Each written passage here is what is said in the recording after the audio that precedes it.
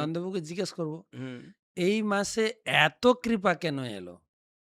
বাইরের লোক যেটাকে বাদ দিয়ে দিয়েছে। এর পিছনে আমি এটা শুনেছিলাম যে পুরুষোত্তম মাস, কাঁদতে, কাঁদতে ভগবানের কাছে গেছিলেন। ভগবান তাকে স্পেশাল কৃপা করেছেন যদি আপনি বলেন। তারপরে মেধারিষির কাহিনী শুনবো না আপনার এই যে কাছে। এই যে হ্যাঁ, কৃষ্ণই স্পেশাল কৃপা কৃষ্ণই করলেন। নন্দবাবুর কাছে কৃষ্ণের স্পেশাল কৃপা হ্যাঁ, পুরুষোত্তম মাসটা কিভাবে পেলেন? তো এখানে যেটা নারদীয় পুরাণে প্রভু বললেন যে ভগবান শ্রীকৃষ্ণ ওনাকে আশীর্বাদ করেছিলেন হুম, যে এই মাস কেউ যদি খুব নিষ্ঠা সহকারে বিধি সহকারে ব্রত পালন করবে তাহলে তিনি এই জীবনে সুখে থাকবে, পরের জীবনে সুখে মানে আমার গোলক বৃন্দাবন ধামে আসবে। বিশাল এমনকি এই মাসকে এত গুরুত্বপূর্ণ আমাদের আচার্যগণও গুরুত্বপূর্ণ দিয়েছেন। যেরকম ছিল প্রভুপাদ ছিল সৎস্বরূপ দাস গোস্বামী মহারাজকে উনি চিঠি লিখেছিলেন যে প্রায় ৩ বছরে একবারে পুরুষোত্তম মাস আসে, এটা সবারই পালন করা উচিত। এমনকি ছিল ভক্তি সিদ্ধান্ত সরস্বতী গোস্বামী ঠাকুর প্রভুপাদ উনি বলেছিলেন যে এই পুরুষোত্তম মাস ব্রত পালনে এত অবহেলা কেন করছো? এটা যে মাসটা স্বয়ং ভগবান শ্রীকৃষ্ণ নিজে সৃষ্টি করেছেন এই মাস। এই মাস এত মহিমা, অন্যান্য যে মহতী মাস যেরকম বৈশাখ মাস, কার্তিক মাস, মাঘ মাস ইত্যাদি তার থেকেও শতগুণে শ্রেষ্ঠ। মানে উনি যে এই মাসে কেউ যদি নিষ্ঠা সহকারে রাধাকৃষ্ণ ভজনা করে তাহলে তার সর্ববাসনা পূর্ণ হবে, এমনকি তার তাই? যে অন্তিম লক্ষ্য লাভ করতে পারবে। যেটা আমি বলতে চাইছিলাম যেরকম সারা বছরে ১২টা মাসে যা, যা অনুষ্ঠান আছে যেরকম বৈশাখ মাসে চন্দ্রযাত্রা মহোৎসব, তুলসীতে জলদান, শালগ্রাম জলদান এসব যা, যা আছে। তারপরে আপনার জ্যৈষ্ঠ মাসে স্নান পূর্ণিমা, তারপরে আষাঢ় মাসে রথ, ভাদ্র মাসে জন্মাষ্টমী, মেন, মেন তিথি যেগুলো। সারা বছরে যত তিথি, পূজা, পার্বণ সব মাসগুলো ভাগ করে নিয়েছে। যখন এই মাসটা বেরোলো ৩ বছর পরে যে মাসটা বেরোয়, এর ভাগে তো কোনো অনুষ্ঠান নাই। হুম, তখন ইনি কাঁদতে, কাঁদতে গোলক বৃন্দাবনে ভগবানের কাছে পৌঁছালেন। ভগবান তখন তাকে আশীর্বাদ করলেন যে, "কোনো অনুষ্ঠান যেটা কর্মকাণ্ডীয় অনুষ্ঠান কোনো কিছু নাই।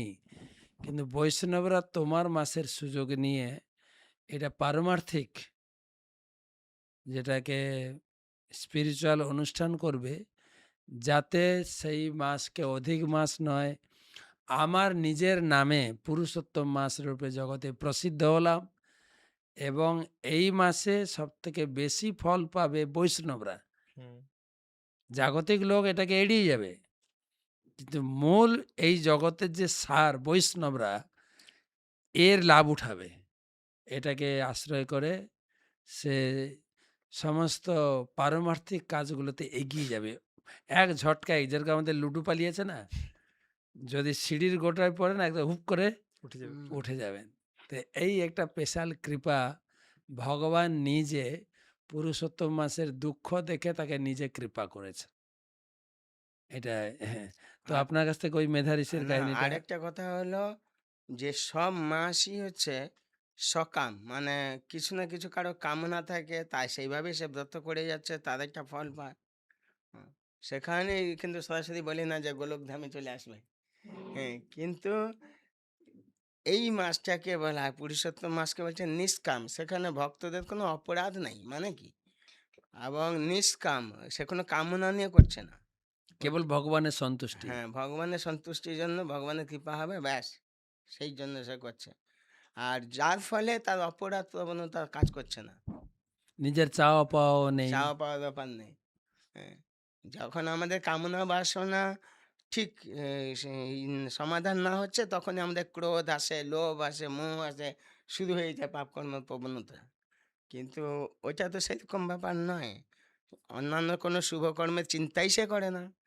আপনিই তো বললেন যে বিয়ে না করলে ভালোবাসতে পারবে না। ভালোবাসার মধ্যে কামনা বাসনা কাজ করছে। তখন তো সে কি আবার কৃষ্ণ বৈরিমুখ হয়ে যাবে না?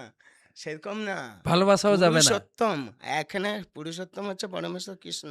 তাকে নিয়েই জীবনযাপন করে বৈষ্ণবরা। এইটাই হ্যাঁ, হচ্ছে ভালোবাসলে উনাকেই হ্যাঁ, ভালোবাসে। তারপরে এমন ভালোবাসা বাসতে হবে যে ওই ভালোবাসাকে জগৎকে ভালোবাসা হয়ে যাবে। কিন্তু I love you বলে যাকে তাকে ভালোবাসলে ঠিক কাজ করবে না। হুম, তার সেটা তো সকাম সেটা তো ভক্তিকাঞ্জ নাই।